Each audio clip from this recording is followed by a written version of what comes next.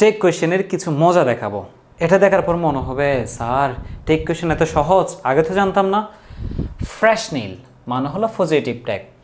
আমরা জানি যে টেক কোয়েশ্চেনে কিছু নেগেটিভ শব্দ আছে, যারা থাকলে টেকটা আমাকে পজিটিভ করে ফেলতে হয় এবং এগুলো মুখস্থ করাটা আমাদের কাছে অনেকের ঝামেলা মনে হয়।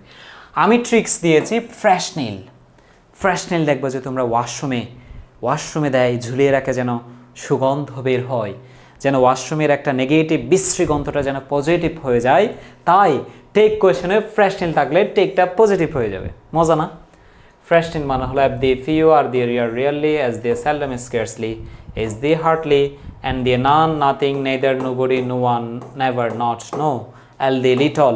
এরা সবাই নেগেটিভ শব্দ, তাই তোমার টেকটা পজিটিভ করতে হবে। আমরা জানি যে স্টেজ অন করতে হয়, কিন্তু ইজ অন করি না কেন?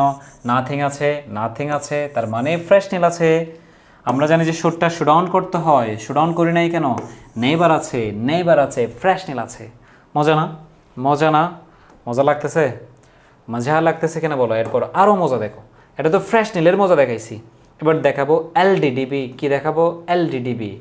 এলডিডিবি বইয়ের 4টা রুলসকে আমি শুধু একটা শব্দের মধ্যে নিয়ে আসছি। নাম দিয়েছি এলডিডিবি। এলডিডিবি মানে let do don't verb. Let do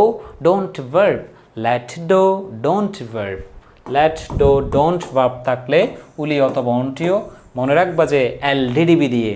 অর্থাৎ তোমার কোনো বাক্যের শুরুতে যদি তুমি লেট দেখো, ডু দেখো, ডোন্ট দেখো, অর্থাৎ ইম্পারেটিভ সেন্টেন্স বলা আর কি এদেরকে, তখন সেখানে তুমি উলি অথবা অন্টিও দিতে হবে।